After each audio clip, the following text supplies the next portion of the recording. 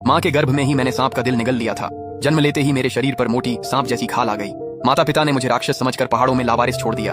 बाघ मुझे शिकार बनाने ही वाला था कि तभी एक विशाल काला सांप आ गया। 3 सेकंड में उसने बाघ को मार दिया, पर सांप ने मुझे नहीं खाया। वो मुझे गुफा ले गई और मेरी देखभाल करने लगी। फिर उसका विशाल शरीर सुंदर स्त्री बन गया। उसने मुझे गोद में लिया और झुलाने लगी जैसे उसे बच्चा संभालना ना आता हो। मैं हैरान था, पर चल नहीं पा रहा था, इसलिए भागना मुमकिन नहीं था। बस हाथ हिलाते हुए गलती से एक मच्छर मर गया। तभी मेरी चीट सिस्टम एक्टिवेट हो गई। छोटे राक्षस को मारकर आत्मा मिली। 3 साल की पशुसार शक्ति चुरा ली। तभी एक सांड राक्षस गुफा में आया। काली महिला, सुना है तुम एक इंसानी बच्चा लाई हो, तभी यहाँ इतनी अच्छी खुशबू है, उसे बाहर लाओ, मुझे भी चखना है। हिस्सा बाहर निकलो, वह मेरा है।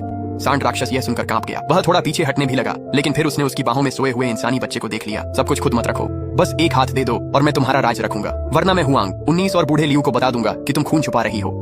जानती हो आगे क्या होगा? ये देख। काली महिला की आंखों में कत्ल का जुनून दिखा। चोगे से काली सांप की पूंछ बाहर निकलकर जोर से लहराई। सांड राक्षस की गर्दन पर बस एक सिहरन हुई। वह कुछ समझ पाता उससे पहले ही वह लाश बन चुका था।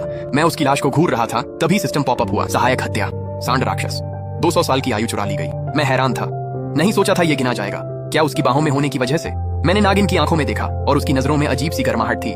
एक पागल सा ख्याल मेरे दिमाग में आया, क्या ये मुझे गोद लेना चाहती है? तभी उसने सांड के सीने से कुछ निकाला और उसे मेरे मुंह के पास ले आई। वो चाहती थी मैं उसे खा लूं। ये आखिर है क्या? मुझे बहुत घिन आ रही थी। मुझे ये नहीं चाहिए था, पर उसने मुझे मना करने का मौका नहीं दिया। उसने मुझे कोई विकल्प नहीं दिया। उसने जबरदस्ती सांड का दिल मेरे मुंह में डाल दिया और फिर मेरा शरीर बदलने लगा। मेरे सिर पर सींग उगाए, मेरी पीठ से एक छोटी सी पूंछ निकल आई।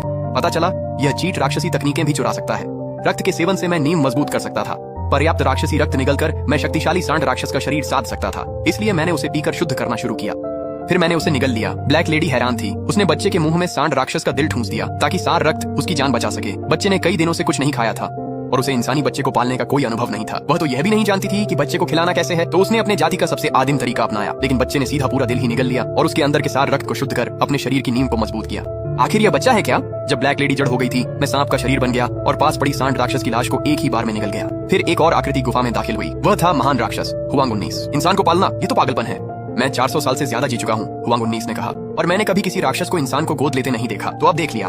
ब्लैक लेडी बिल्कुल भी शिष्ट नहीं थी, लेकिन अजीब बात है, हुआंग 19 नाराज नहीं हुआ। वह हंस पड़ा। मैंने सुना है कि तुम पिछले 100 सालों से बचे हुए नाजायज हो। जिस रात तुम्हारा कबीला खत्म कर दिया गया था, एक इंसान साधक ने तुम्हें बचाया था। अक्सर बर्फ जैसी ठंडी रहने वाली तुम, इस बच्चे से ऐसा बर्ताव, क्या ऐसा हो सकता है? ये सुनकर मेरा दिमाग पूरी तरह से उलझन में था। तो वह सच में मुझे गोद लेने वाली थी। मुझे लगा वो मुझे पाल कर खाएगी, पर वो मेरी माँ बनना चाहती थी। और जाहिर है माँ एक तीसरे स्तर की आत्मा परिवर्तक राक्षस है। मुझे कोई दिक्कत नहीं थी, पर मैं हुआंग 19 का इशारा समझ गया था। मेरी माँ पर मुसीबत आने वाली थी और तभी काली महिला का चेहरा और सख्त हो गया।